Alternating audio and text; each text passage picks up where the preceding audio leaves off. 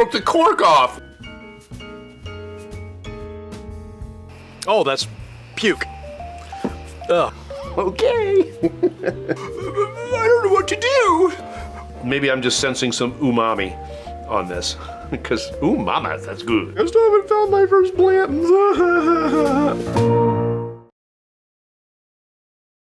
How's it going, everybody? It's Thursday night, and what is all of this? Well, I had quite the week.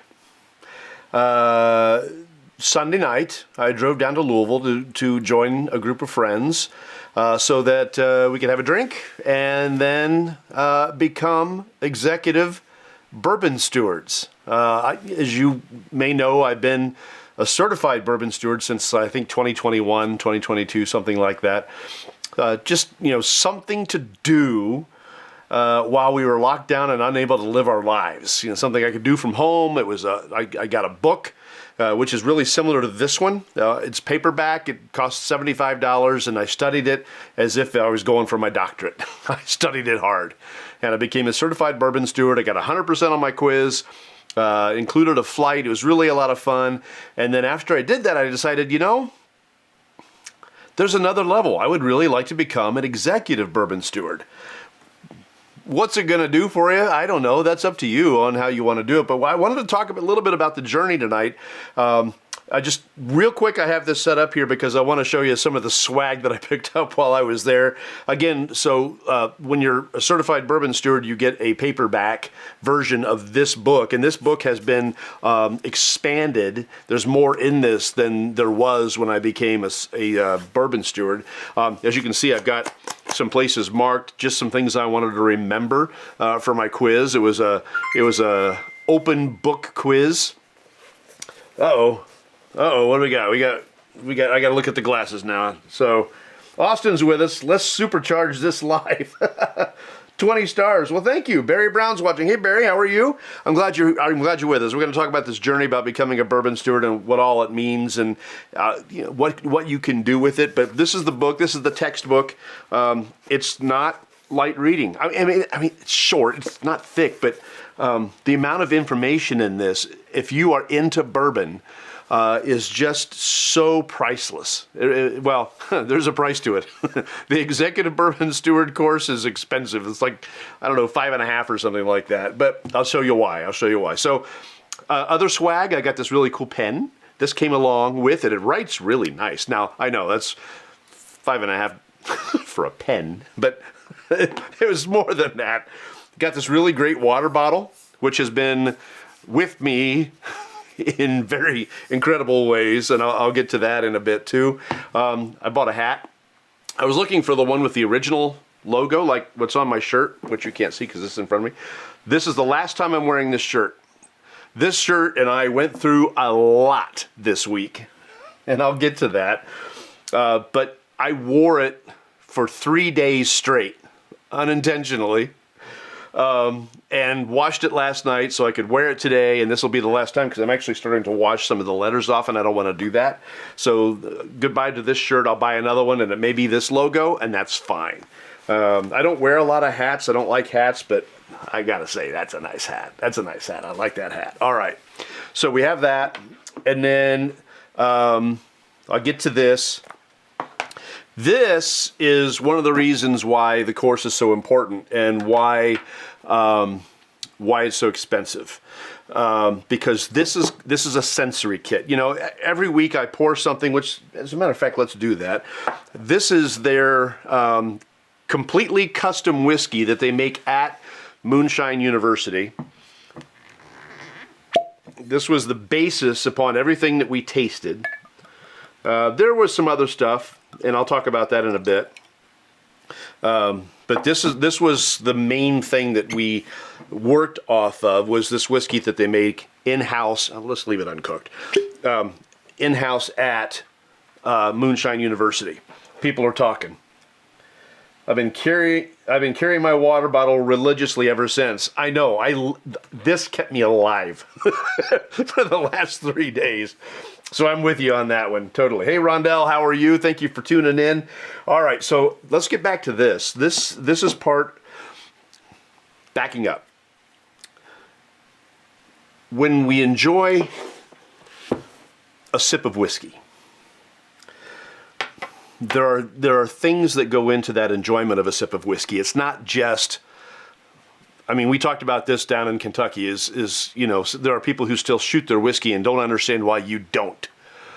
Well, because there's so much to it. There's so many nuanced things about it, and we do it every single week, about that nose, which I did not get any. We'll get to that in a bit. That taste, that sip, that savor, that finish, all the different nuances and flavors and things you can pull out of that sip is why we do what we do and why we want to know more, why we want to train and learn and become bourbon stewards, so that our education can be imparted on others and they can learn to like whiskey and learn to explore whiskey the way that we do. This is why you have sommeliers for wine. Well, in the spirits world, we have bourbon stewards. Now there's stewards for other spirits as well. The two best known are bourbon stewards and sommeliers for wine. But this is part of what helps us do this. So I'll sniff this later, I'll nose it, and we'll say, oh, I get this off of it, or I'll get this off of it. Caramel's a big one. Brown sugar. There could be cinnamon. There's vanillas. This kit is something that helps train people like me to do what we do. There are lots of different scents in here. There are 36 different scents in here, and some of them are just to help you get an idea of parts of the distilling process, and others are parts of the tasting process, and we'll get to this in a bit too. I want to just start off by showing you a little bit about what the journey was like. So we're going to go here. This, of course, the swag that I was able to bring home. The books and all that stuff. And of course, I've highlighted in color this wonderful bottle of bourbon. Now, we're going to move on to this. This is just, my friend Austin made this for me. It's a second of pride. I just looked at that and went, yes. When we got done with the class, my friend Austin looked at me, he says, we did it. I said, yeah, we did. So one of the first things that we did, we got down to Kentucky and we went to Sealbox Hotel. And we had a really nice old-fashioned, and it was fantastic. But after that, my friend Austin said, hey, have you seen the Rathskeller? I'm like, I don't even know what that is. So we went downstairs to the Rathskeller. Now, this is in the basement of the Sealbox Hotel, downtown Louisville. It's open to the public to check out when it's not being used for public or private events. It was added to the hotel in 1907 for a cost of about $80,000. In 1907, $80,000, that's a lot.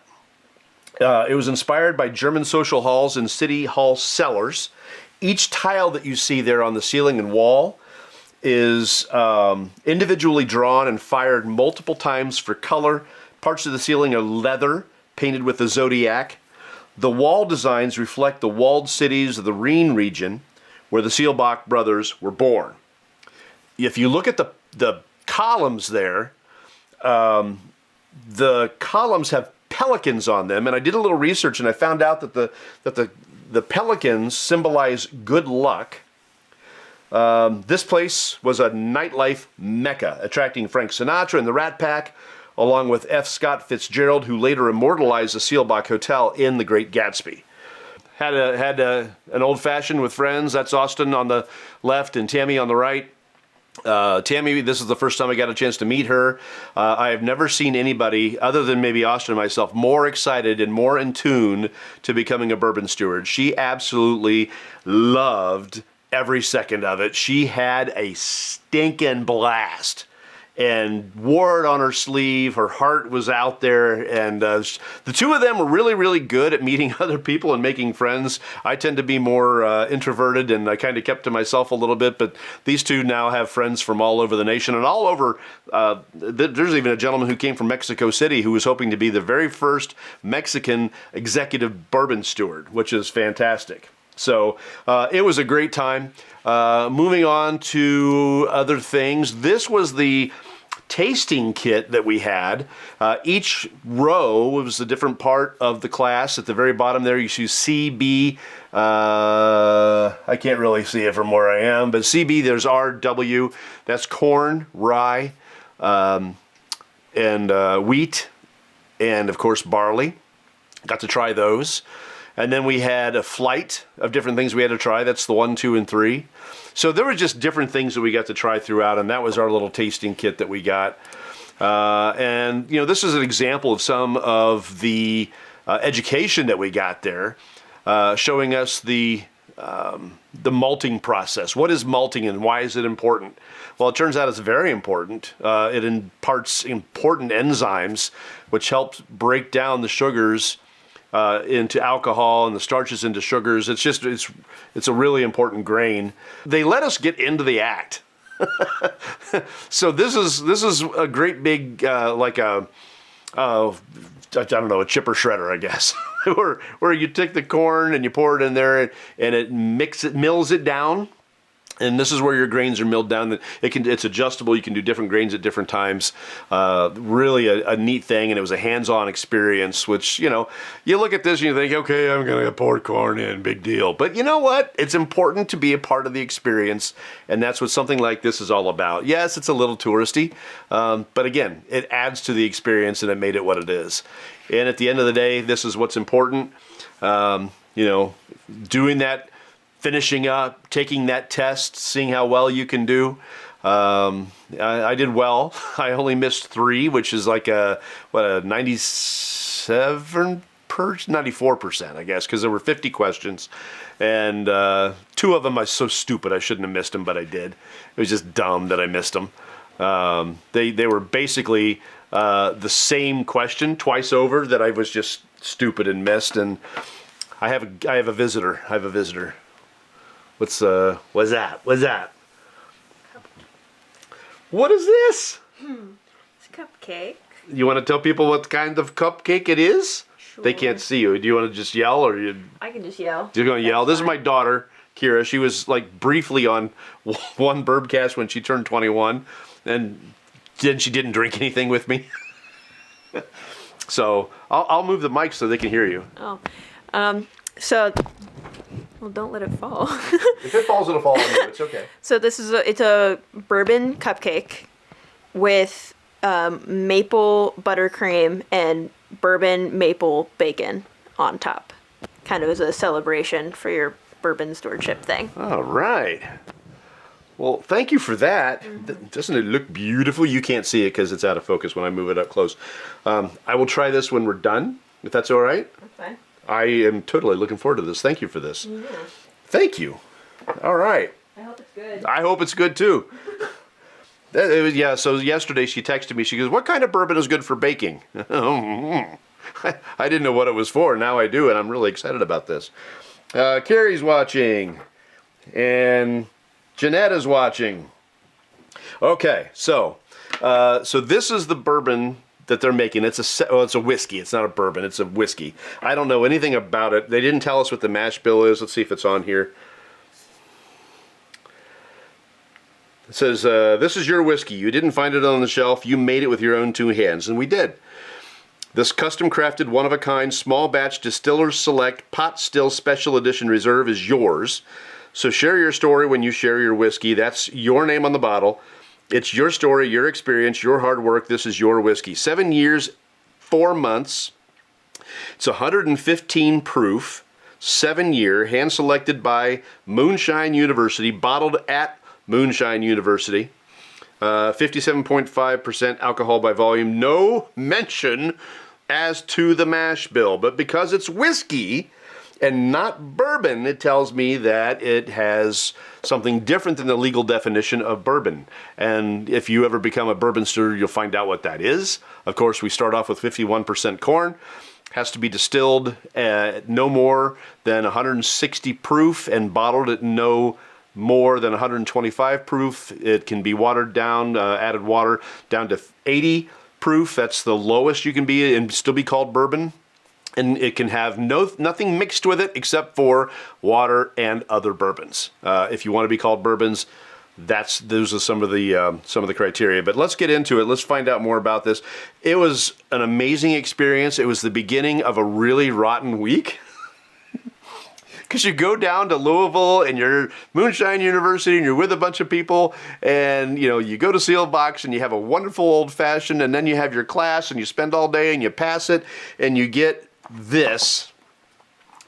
This is the challenge coin along with the badge. I got the badge the first time when I became a certified bourbon steward. I got it again as an executive, and I also have the challenge coin. So it's patterned after the military. It features the stave and the thief, and it's exciting to have this. And I will keep it proudly and wear my badge proudly now that I have more than one. So this is the proof that it all happened. But anyhow. Let's give this a try and see how they did. See how we did. All right. So first thing I'm going to tell you, based on my sensory, is that they used a little bit of the heads and the tails in this. It has an astringency to it. Fresh crack. It hasn't had the opportunity to sit around. But there's some really nice caramels if you don't have a degree. Nice vanilla. And how do I know this? Sensory.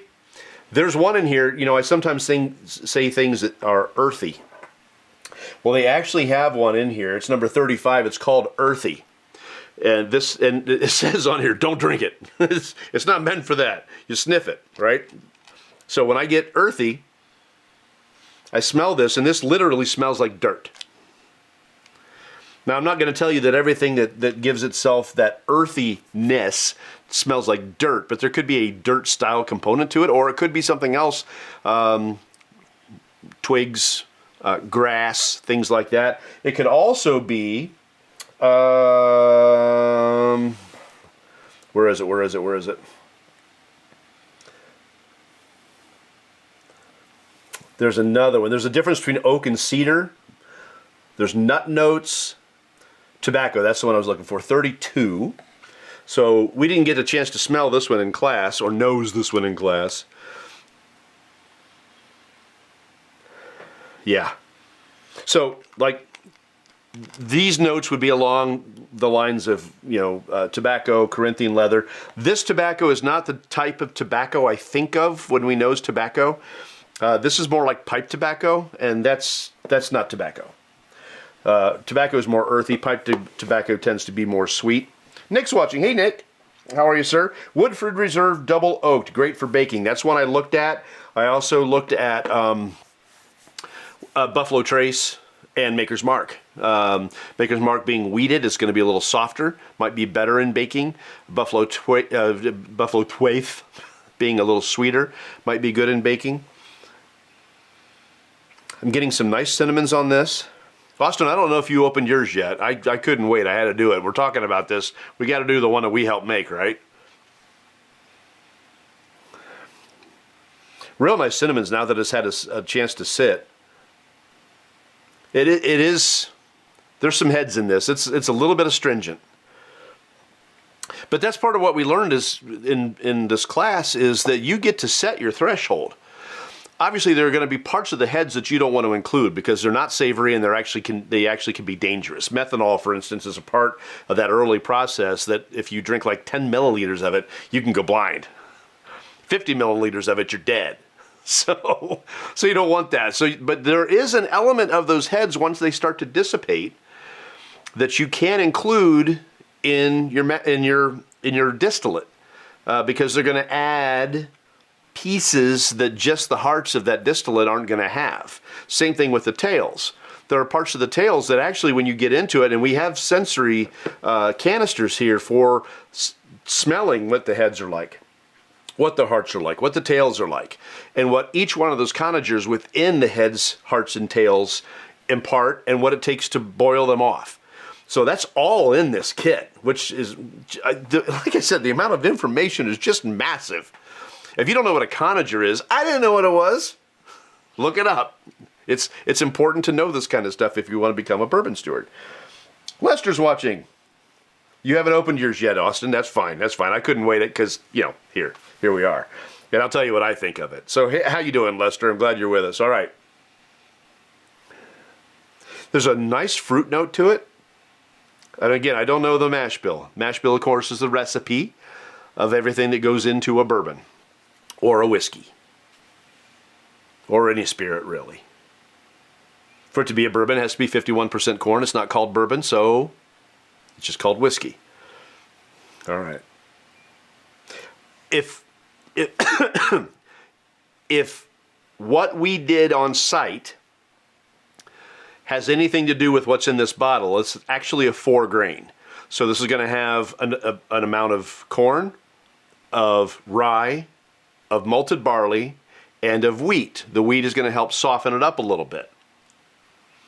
Okay. And I can tell by the nose that this is probably that 4-grain mash bill. It's got a soft side to it, now that I'm looking for it. And that's another part of why it's important to drink with other people and take these courses with other people. Because as they sit there, like let's say you're sitting down and you have no idea what I'm talking about as far as your flavors. With this, I can train myself to pull out different notes and things like that. And then I can say, do you smell fruit there? What fruit do you think you smell? Is it black cherry? Is it blackberry? Is it pears? Is it plum? And it helps a person develop their own palate and their own sensory abilities. The other thing that helps, like I was looking in this kit and I noticed there's no chives. And I know sometimes I get chives, sometimes I get mint. It would have been nice to have those in the box, but I was told, hey, buy some chives. Do what you have to do, nose the chives, and get used to what chives smell like. And you can do this at home. You don't need a $250 kit to do this. If you want to find out what dirt smells like, so you have that earthy idea, go dig up a worm and give it a good sniff. Or just walk outside after a rain. That'll do it for you. That's earthy. Real nice fruit note. I'm getting a nice black cherry note on this. Little plum. That astringency is still there. Okay. All right. Here we go.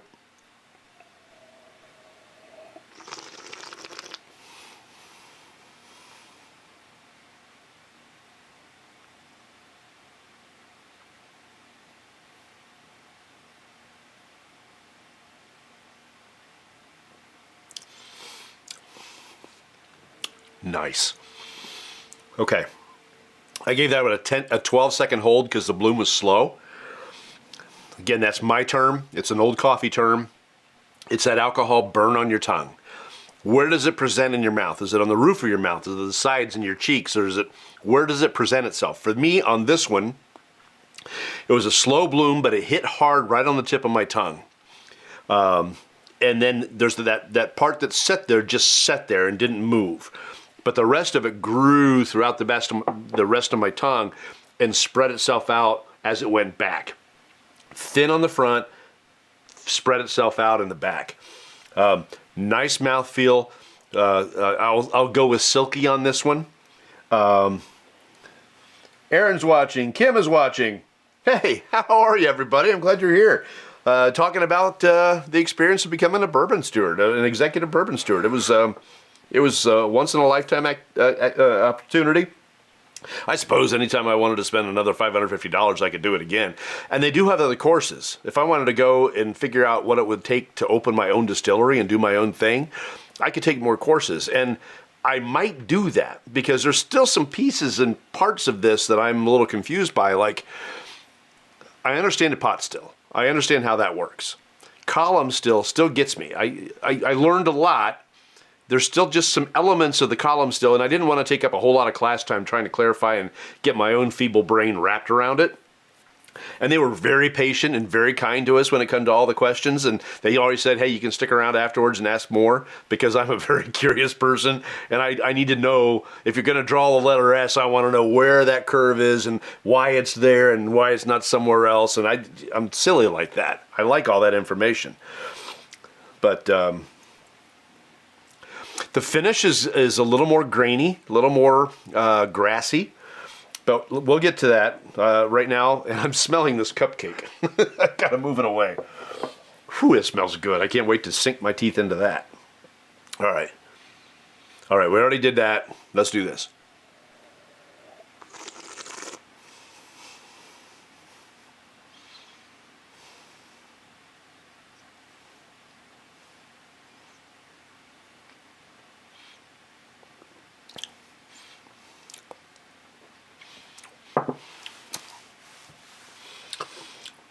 That's good. I was all set to come back and tell you that I went to Moonshine University, bought the bottle that we helped make, in theory, students helped bake, and come back and tell you that it was rotten. It is not. This is a well-balanced pour. That astringency works its way in. The proof is just about perfect. It doesn't drink to me. I guess it's pretty accurate. Really, 115 proof. What'd I tell you? 115 on the button. It drinks about like 115 proof. All the flavors that you're looking for are there. The cinnamons are there. The really nice vanilla. There's a peppery note to it. That's another one that's missing out of this kit. There's no pepper. But again, you can go to your kitchen and stick your nose in your pepper, and you'll be able to sense that. Austin says, "All right, you convinced me. I just cracked mine." Oh, good. We can drink this together, Austin. I would really love to know your thoughts on this particular glass. Now we're doing it neat, and we're going to do something that we didn't do at Moonshine University. We tried it neat, tried different things neat, but we didn't get into water and ice and the differences that brings to a glass of whiskey, and we will be doing that here as we get along here. So, Austin, I'm glad you're cracking yours. That's so exciting that you're going to crack yours. So, Austin and Tammy and I went through it together, and there were others. Austin works with a young lady, very knowledgeable young lady, from the House of Spirits in Marysville, Ohio. She's actually giving up her career as a pediatric nurse to delve more into crafting cocktails. She's going to be great. She's going to be great. She's very, very, very creative and intelligent. I think she's going to be great. Everybody in the room that came, there were only about 20 of us, I think, and everybody that was there had a pretty decent knowledge of bourbon. There was one woman that sat on the other side of the room that was particularly knowledgeable. And it was really interesting hearing her speak and hearing her perspective on things and the questions that she would ask. She's somebody that I could sit down and get to know a little bit better. I don't even know where she's from, but I could get to know her a little bit better. Because sitting down and talking to her would be fun. Anyhow, so, hey, Dawn is watching. Dawn is going to be a guest soon. She brought me a bottle from Wyoming, and I haven't cracked it yet because I'm waiting on Dawn to stop all of her traveling and all of her stuff so we can sit down together and have that Wyoming bourbon that she brought me. Haven't cracked it, Dawn. I promise. It's still sitting up there. All right, so getting back to this, and then we're going to add a little water to it.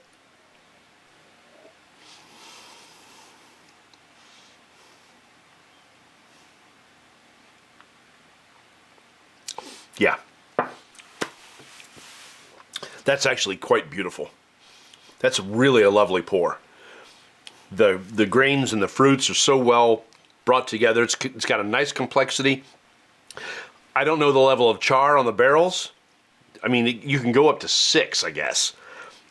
Crazy amounts of char you do. An alligator char, which is like considered like the most charred you can do a barrel, is 4.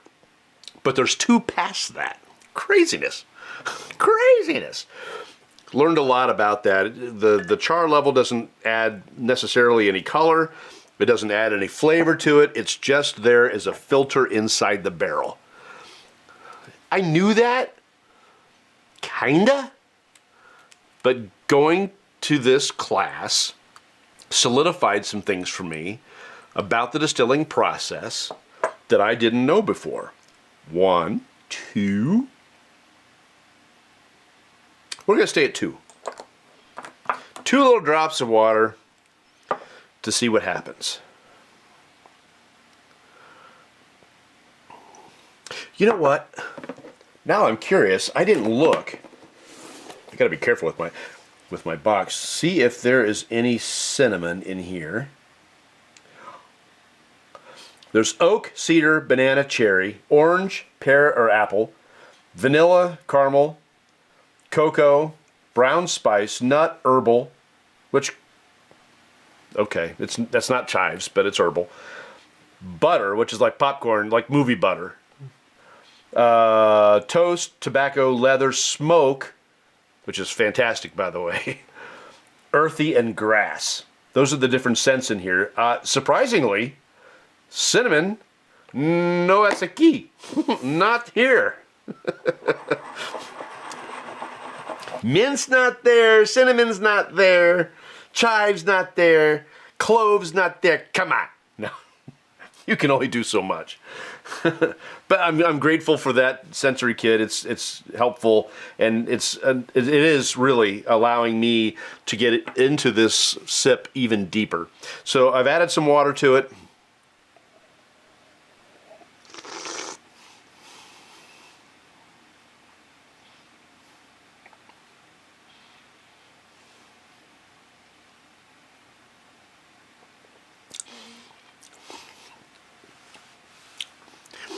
It opened the complexity a little bit. Again, that's only... What do we have here? Wow. Sweet on the nose. Peanut and tobacco on the palate. Heavy finish. Peanut brittle. And mild cinnamon. Yeah? And more stars. Thank you. I don't know what to do with those. I wish I could figure it out. Thank you, though. Wonderful to have that.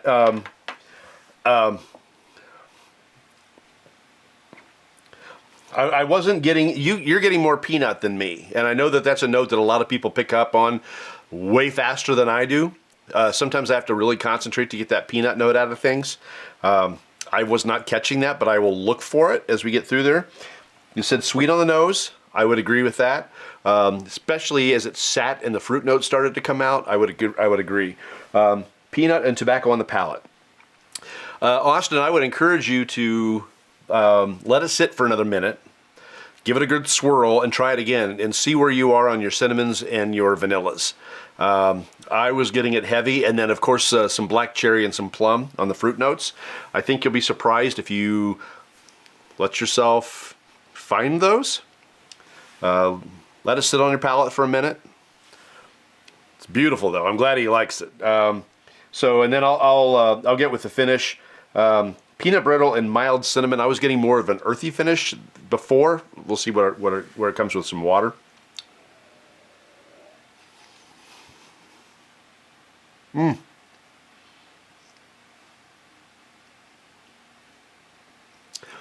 All right, I get your peanut note. I'd have to look for it. I don't automatically get that right out of the gate. But I rarely do. I don't even get it off Jim Beam, and everybody says Jim Beam has a peanut overtone. I do get it on the finish now too. On the short finish, on the longer finish, I'm getting more of the fruit. And again, this is something that takes time to learn. There are people who drink whiskey now that go, "Oh, I like that." That's perfectly fine. If you're around somebody that is experienced with whiskey, they can help you find those notes. Now, sometimes, yeah, it can sound pretentious. You don't go into a bourbon bar and sit there and give it a review at the bar. You can if you're with other people who do what you do, but otherwise you just sit back and enjoy it and allow it to, give you a nice essence to your evening. Which leads me to the rest of the story in Louisville. So we get down there, we have a great time at Sealbox on Sunday night. We go to the classroom, have a great time all day long at Moonshine University. I don't know if anybody didn't pass. It's not a hard course.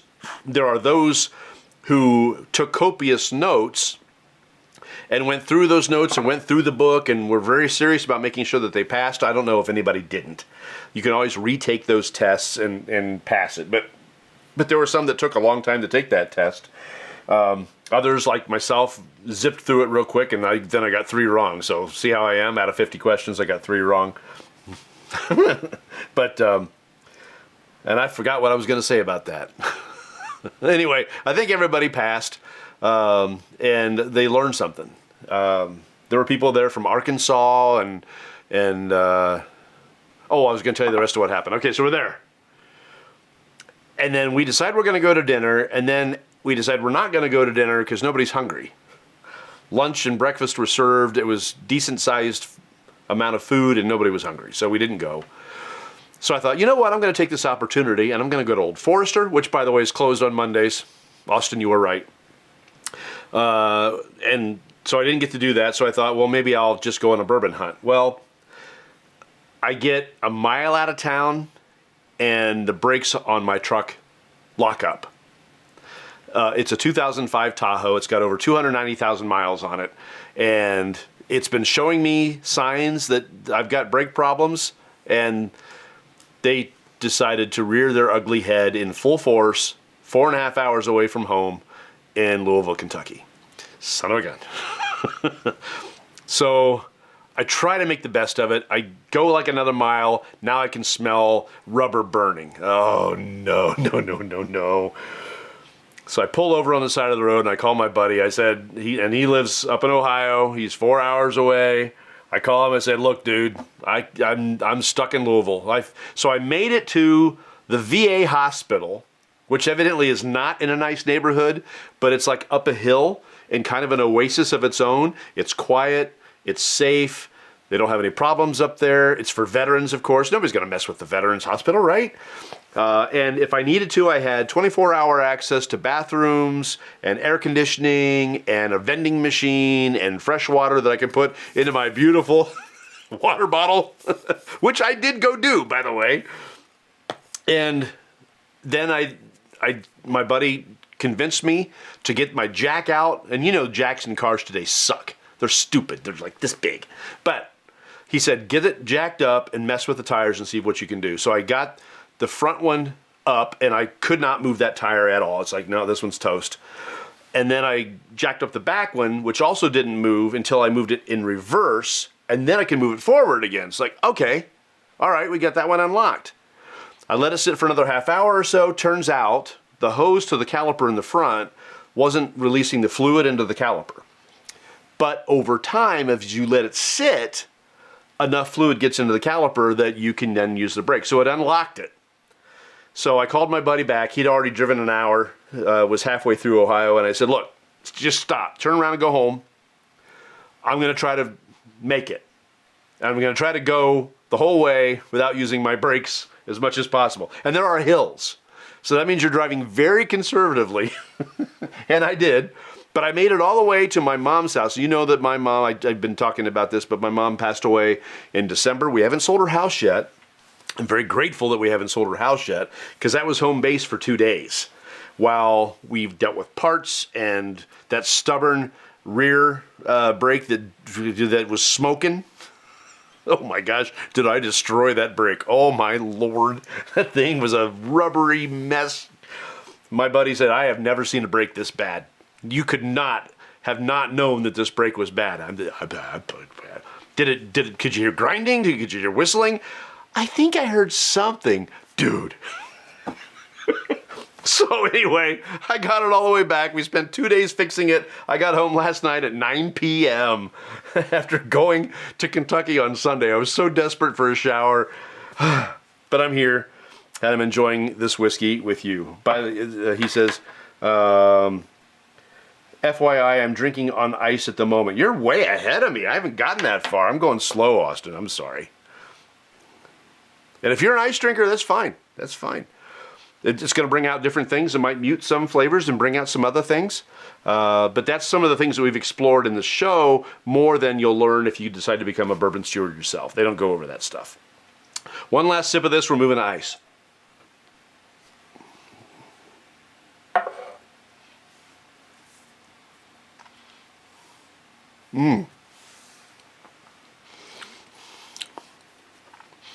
Look for the salted caramel. After it sits for a while, Austin, look for the salted caramel. A little of it there, came out of nowhere. Really nice note. All right, so because this is a very special Bourbcast, talking about a very special occasion, we did it, Austin, we did it. We did it, Tammy. I'm bringing out the really pretty glass. It's not crystal, it's just glass, but it's pretty. So, and I'm going to bring out, of course, a gorgeous ice sphere. I love these things. Isn't that gorgeous? Again, inspiration for that, you got to go to bars, right? I didn't even know that clear ice spheres existed until I went to Bourbon Bar in Raleigh-Durham, North Carolina. Like a speakeasy down in the basement. I ordered something called the Dark Side. The ice sphere was easily twice that size. But it was so elegant. It's like, oh yeah. Oh yeah. Again, this is one of those bottles that's kind of like a one-of-a-time bottle. It was $50. I could drive back down to Louisville and buy it anytime I want. But I'm going to be very, very careful about how much of this one I drink. It's very good. So I'm going to finger stir this. Paul, if you watch the show a lot, you know that Paul Smith and I like to finger stir. Of course, we know that we would never do this to your drink. We're just doing it to ours. My finger was made before spoons. Well, my finger particularly wasn't made before spoons. I'm not quite that old. My mother was. That was a joke. We had a song about my mom. It was old and decrepit, hey, old and decrepit. And she even had a song about herself called The Old Gray Mare. She would sing about herself. The old gray mare, she ain't what she used to be many long years ago. Yeah. So, all right. A little finger stir. See if I get what you're getting. See if I get some of that peanut.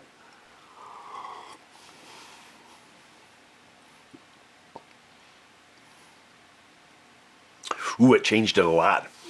Really brought down a lot of the flavors for me. Cooling that down. I'm getting those tobacco notes now. That oak. Not a sweet on ice to me, Austin. Definitely a little bit more on the earthy side. I did get a really nice butterscotch note, which is a note that I tend to get more often than peanut. It's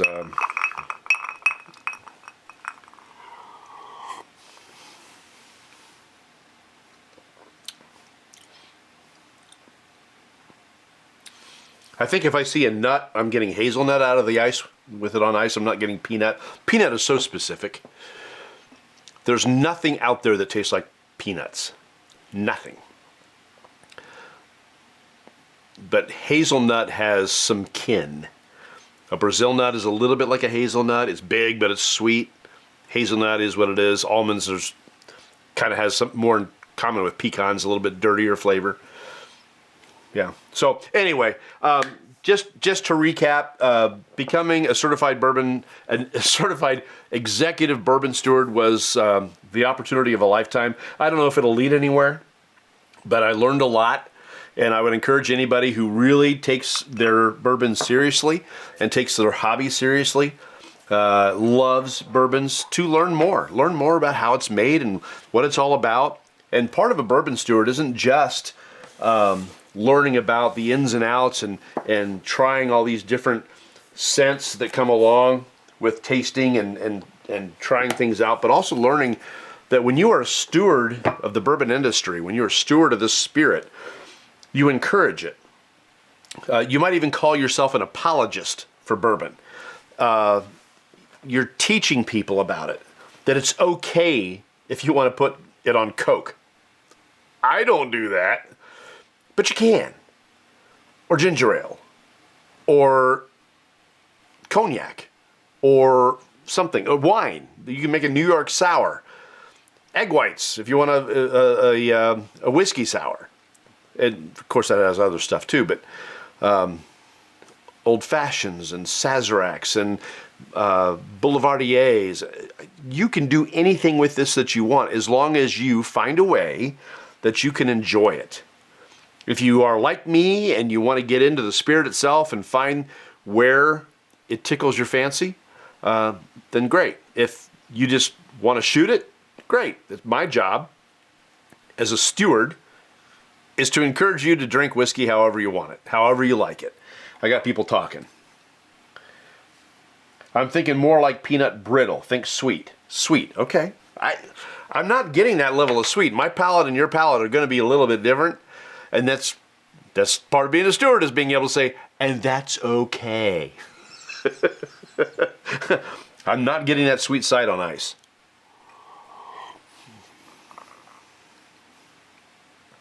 Still some fruit there. That black cherry's still hanging around, but I'm not getting the peanut brittle. I like peanut brittle. Don't get me wrong. I'm not getting it here. All right. So if you have questions, message us. You can email me if you want to, beautifulbourbon@gmail.com. Of course, we're here on Facebook. We'll continue to do this. We're also, because Facebook is getting rid of the live videos now. That was not Christian of me. I'm sorry.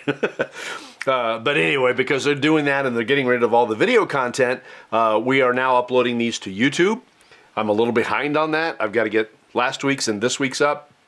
But that's YouTube, and then the handle thingy thing at Beautiful Bourbon. Or, yeah, at Beautiful Bourbon. So now, my daughter made me this lovely cupcake. It's a bourbon cupcake with bourbon icing and bourbon bacon on top. And I'm going to take my executive bourbon steward skills. That's been a joke. It's been a meme.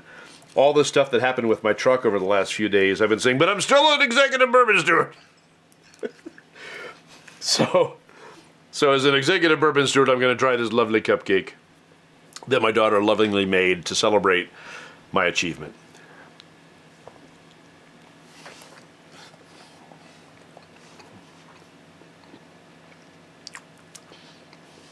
OMG.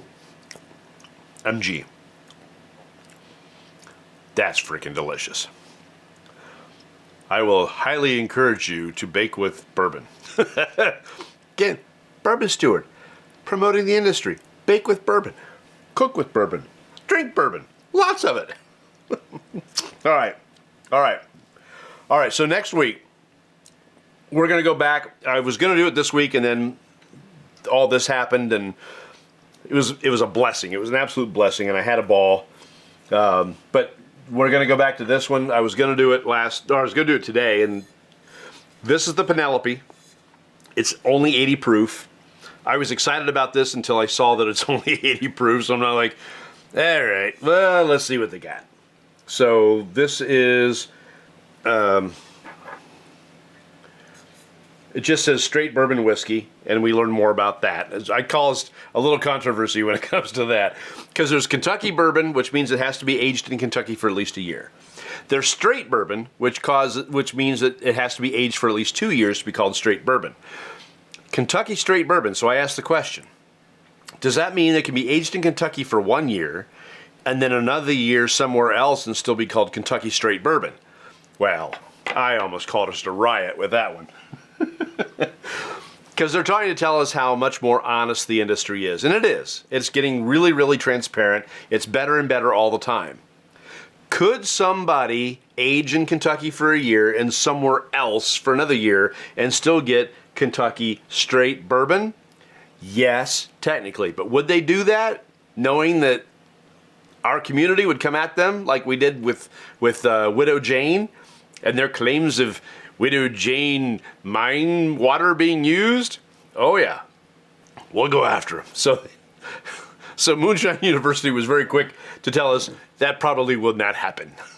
That's good. It's good. Anyway, Penelope, it's an 80 proof. It is what it is. We're going to try this next week. I want to say thank you for joining me. This was a blast. I enjoyed going back and recounting our experience over the last few days. As I became, and Austin and Tammy and a group of us became executive bourbon stewards. Again, I don't know where it's going to take us, but it was certainly fun to do it. It was a goal. Again, Mom wanted me to do it, and she left me some money, so I took some of that money and I did this. and it's gonna be a Christmas gift for like the next 5 years. Thanks, Mom. Thanks, Mom. Thanks, Mom. Thanks.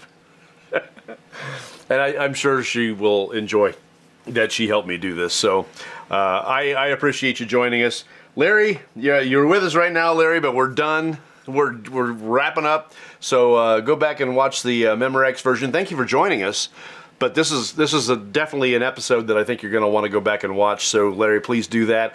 And in the meantime, we will see you next week. Thank you so much for joining us. Next week is the Penelope, the one I was supposed to do tonight, but I could not let this one not be reviewed. And it's very, very good. If you're ever in Kentucky and you want to try something different, go to Moonshine University on 8th Avenue and ask them for a bottle of their 7-year completely custom. Now, you didn't help make it. We did. Just know that our hands were in that sour mash. I know, that makes it sound really appetizing, right? All right, we'll see you next week. Thank you for watching.